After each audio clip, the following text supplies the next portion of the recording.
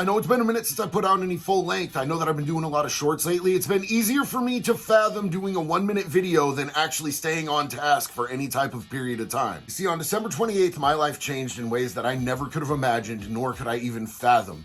I lost one of my kids. One of my kids died, and I haven't been the same person. Like, I can't hold a congruent thought. I can't express myself the same way. Like, I think that my mind is still in shock, trying to protect myself from the reality that is.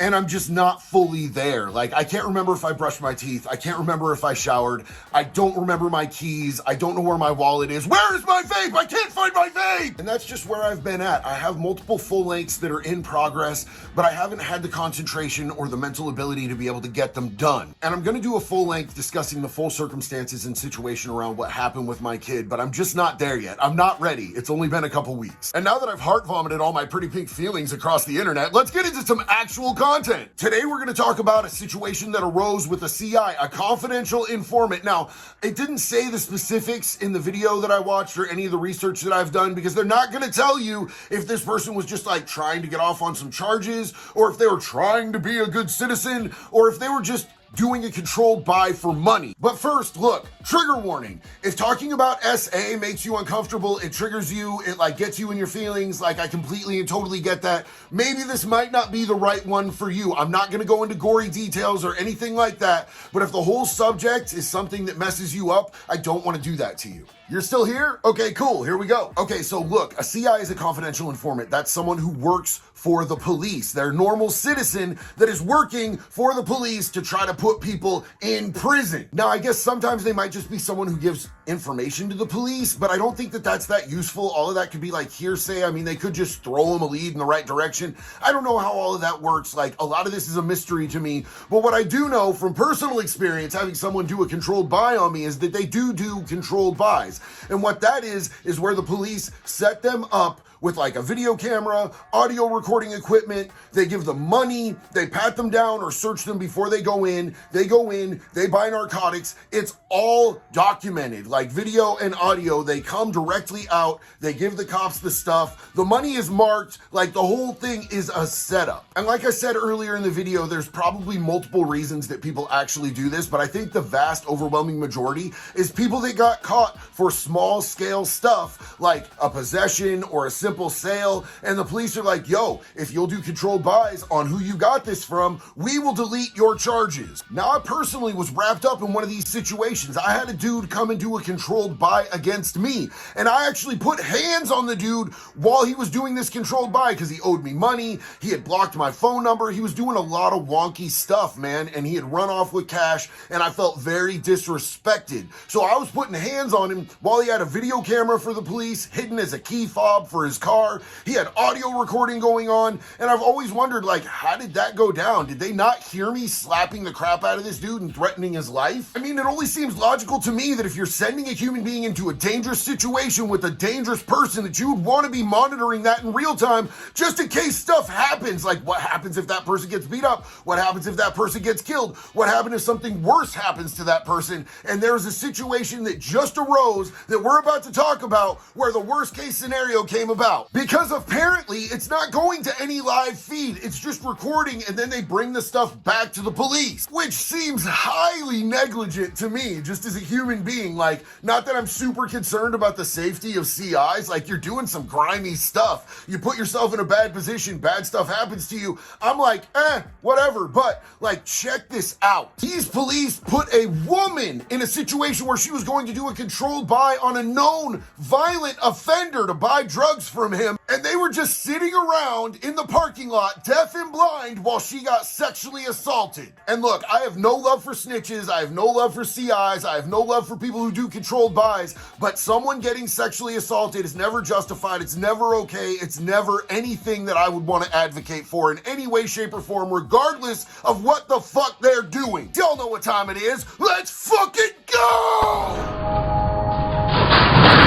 I'm pretty pretty good at knowing how the criminal side of things go, but I do not know the lawyer side of things very well. So I'm bringing in some big guns, man. These are 2 Harvard graduates that are on TikTok, and they're going to explain some of this situation to y'all. A woman was raped while acting as a confidential informant for police in Louisiana. She was asked to wear an audio and video recorder while completing a drug transaction with a violent known dealer inside a home. Although she was allegedly told that the interaction would be monitored in real time, it wasn't. The recordings could only be viewed later, so the police had no way of knowing if she got in any trouble. And the woman took way longer than normal to complete the deal, which concerned some officers. But ultimately, they decided to, quote, let it play out. Let it sink in. Let those words marinate with you. They decided to let it play out. This woman was being brutally sexually assaulted in a situation that these officers put her in, and they decided to let it play out. They have to bear some responsibility in this situation, right? Like, this has to be a situation where they had some sort of obligation to protect and serve her, correct? Now the woman is suing the police department. She claims the police violated her rights when they failed to protect her. And this is actually a very controversial area of the law. Surprisingly, the police actually have no legal duty to protect you. The slogan "to protect and serve" you might see on police cars is just a meaningless slogan. Hold up. Our taxes go to pay for these people's salaries under the guise that they protect and serve us. So are they under no legal obligation to actually do that? Countless cases have shown that police have no legal duty to prevent crimes, respond to 911 calls, or stop crimes in progress. Unless the police have formed a special relationship with the citizen. A special relationship? What? So what exactly constitutes a special relationship between a police officer and a citizen? I guess paying their wages isn't enough? Being a citizen of the country they're sworn to protect isn't enough? Whether the courts uphold the protect and serve slogan or not, they still swore an oath to the Constitution. What do I know though? I'm a dirtbag ass criminal. Let's hear what Harvard graduates have to say about it. Maybe they can help wash the taste out of my mouth after hearing that statement. Here the lawsuit argues that by asking the woman to be an informant and by creating a dangerous situation for her, a special relationship did exist, meaning the police did have a duty to protect her. But, and this might make your blood boil, many courts have found that confidential informants don't have a special relationship with police because they voluntarily agree to do this dangerous work, often in exchange for not being charged with a crime.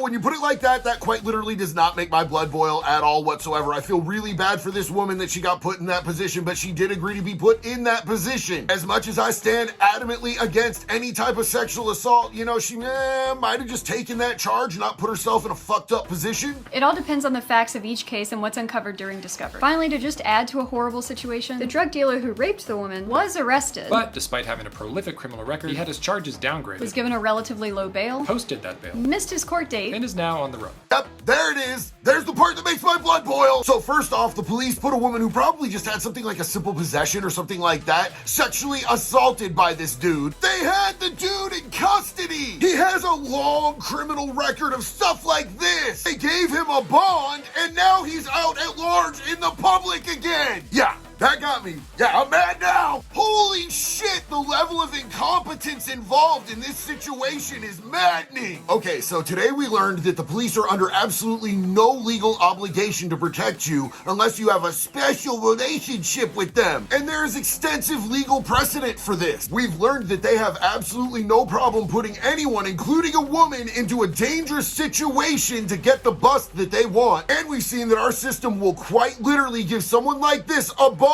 let them back into the community, and then go, oh no, we don't know where he is. Bro, and I'm a scumbag? Come on. If I showed up to work, I conducted myself this way, I did or didn't do my job like this, I wouldn't have a job. Y'all motherfuckers is tripping. So look, I genuinely hope that there's no one out there watching me right now that might put themselves in a position where they might be propositioned by the police to do something like a controlled buy. But if anyone ever does, consider this. Consider that they have no obligation to actually protect you, to keep you safe, to have your back, that they're probably not even going to be paying attention if something bad happens to you. And if something bad does happen to you, they're probably going to let the person right back out on the streets where they can come after you to squash that case. This woman will be lucky if this dude doesn't hunt her down, unalive her, and squash his case just by having her not be able to show up to court to testify. This shit wild over here, boy. At the end of the day, the only things that you need to say is I do not answer questions. Am I free to go or am I being detained? And I want my attorney. You need an attorney to walk you through any type of legal situation in which you are being detained or arrested. And you need to keep your mouth shut. You might think that you're smarter than the police, but I promise you they can twist your words. They can fuck it all up for you. A lawyer lawyer knows how to navigate these situations, get one. Hold on, let me be an actual creator for just 1 second here and say that if you like my content, please subscribe, like, comment. You know what to do. Everybody asks you to do it on every video that they put out. I hate this part, but please, it's important to me. It helps me get my message out there further and further. I'm gonna have a lot more full length coming out really soon. I'm gonna continue to do my shorts. There's gonna be a lot happening on this channel, and they're big things. They're good things. They're pro-social things. So I love each and every one of y'all that supports me, man. I appreciate you. If you made it this far in the video, you're a G, man. We fam now. I love you. Keep your head held high and your boots laced tight. One love, y'all. Be good or be good at it.